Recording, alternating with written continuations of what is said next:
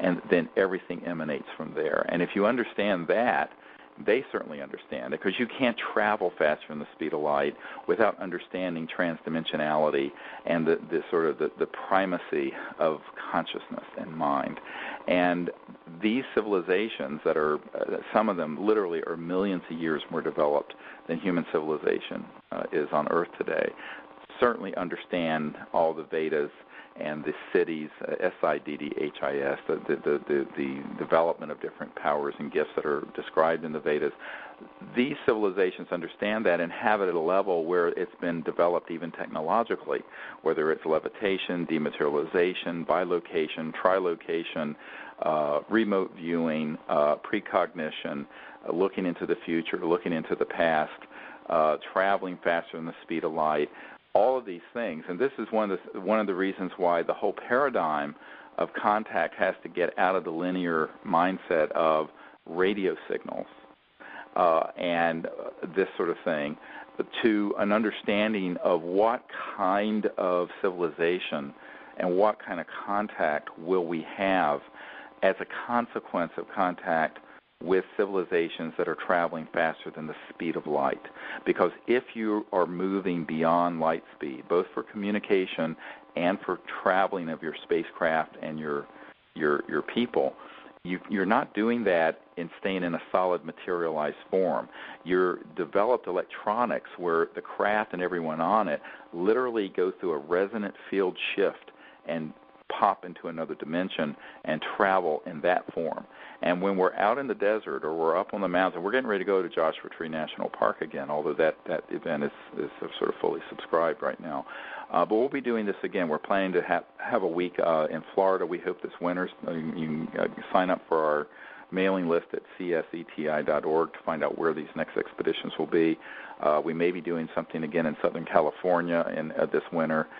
We'll certainly be in Crestone, Colorado in June for a week, and we're going to be doing another week expedition in the crop circles in England this coming summer in July, and we'll be back up at Mount Shasta at the last week of August, and we'll be back at Joshua Tree again in 2011 in November. So we do a number of these a year. Usually we do 4 or 5 of these week-long expeditions, and sometimes some shorter ones, and those are opportunities for the public to come and learn these techniques.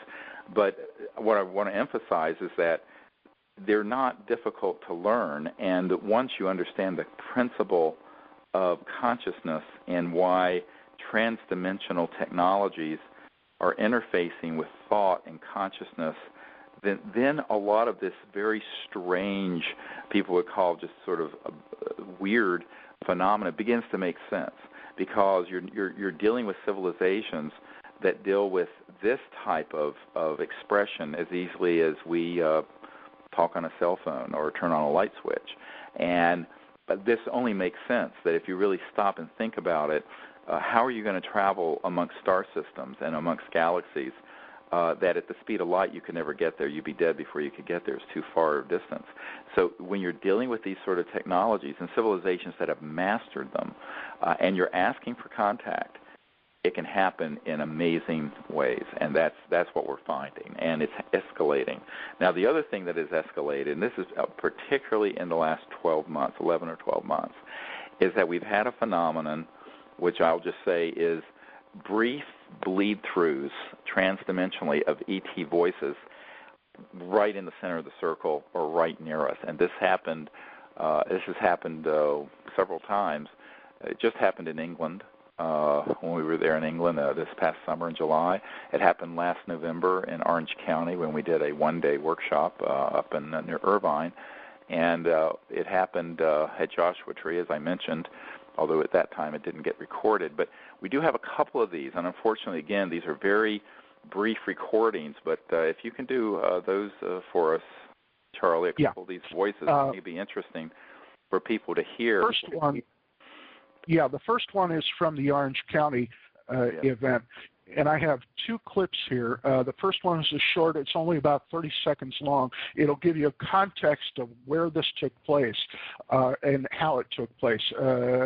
We were in the process of, or they were in the process of sharing what had happened during a previous segment of the training, and the voice shows up about halfway through.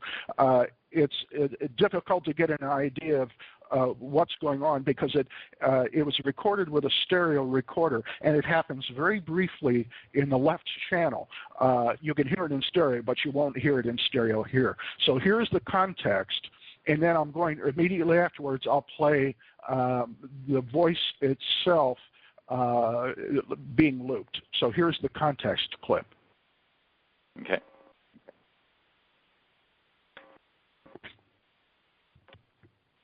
That's what I mean. What messages, thoughts, images?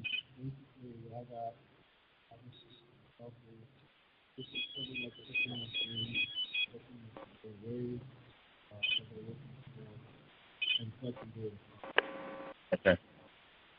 So they're scanning.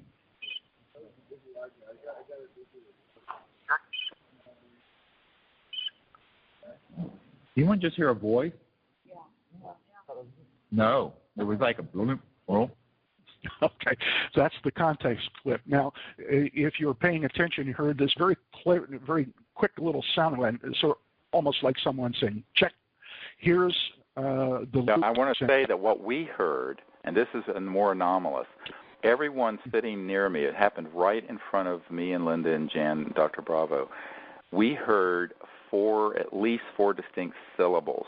But when we listened to the audio tape, even though you were hearing all the talking and we have radar detectors that started going off as we were having transdimensional contact with these electronic laser and radar detectors, and we're out in the middle of nowhere, by the way, then we heard these four syllables. But when you listen to the tape, there's only like one or two, even though there's no break in the tape. So the transdimensional nature of it, even though our ears heard it, the tape recording only picked up part of what was heard, even though it was recording all the other sounds and people talking. I just want to point out that that in itself is bizarre and sort of anomalous. This loop segment also is looped to slow down the actual sound that's heard, so you can hear it expanded out a little bit. So. Right.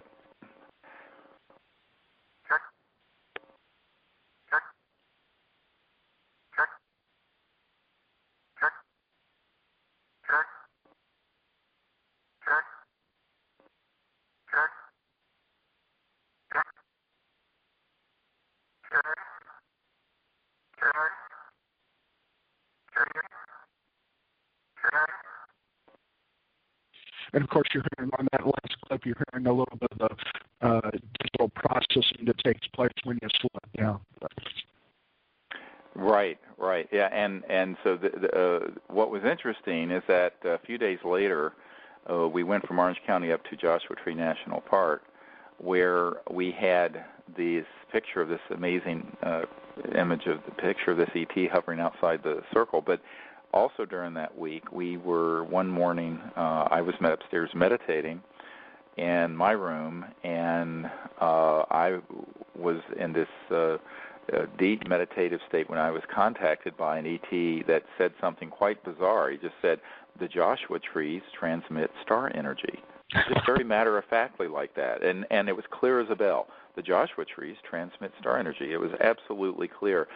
And if you look at Joshua trees, they have these sort of needle-like leaves on them that look like little antennas. They look like clusters of antenna. And the ETs were saying that they absorb and then transmit back out some sort of strange and subtle energy from the stars around the Earth. And now what's interesting is that at the time that happened, underneath where my room was, there was Dr. Bravo and Raven Avolsi and Linda Willits were up having coffee already, and they heard this same voice kind of whisper, because I guess they knew I was meditating upstairs. They were being polite, whisper, and it was a male voice, clearly, amongst them. And they all three heard it. In fact, they turned to each other and said, did you hear that? Did you just whisper? And it was this voice again. So it all started then and then continued on with the contact out in the field with this being that we photographed. And then in England, and we've had it happen numerous times as well since then, but then in England we were sitting, and I believe it was the last night we were out, and we were sitting in this field. In fact, we were sitting exactly at this spot where in 1992 we had about a 100-foot diameter spacecraft fully materialized in the field. And if you get the book, Contact, Countdown to Transformation, that has the DVD of a lot of these images, you'll see that account. Well, we're sitting right there at that same spot at this farm that has 1,800 acres that we're given permission to use every year. We'll be there again this coming July in 2011. We suddenly heard on the outside of the circle, but beside a member of our team who provides security for me and also does a lot of photography, again, a male voice very clearly speak. And I don't know if you have that one as well. Yeah, I do. Yeah, and again, just a little bit of it got recorded, but we all heard it very distinctly, and it was no one in our group. It was outside the circle and just emerging in thin air where there was an extraterrestrial being that was there, but in a dematerialized form. Right. This clip, you'll hear at the very beginning a bit of the radar detectors going off, then a quiet spot where I eliminated some of the background noise, and then you'll hear one portion of the tape which comes up very quickly, and you'll hear the voice and then some comments afterwards. So.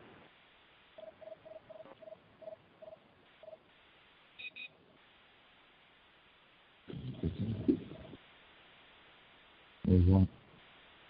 I heard a voice or something. Did you? Right here. Yes, right here. I thought that was Edmonton. No. I did too. And you said you thought it was I didn't say anything? Okay. Now I'll play it again so you can hear it one more time. Yeah, the voice is amazing. Right. Whoops. Hold on. There we go.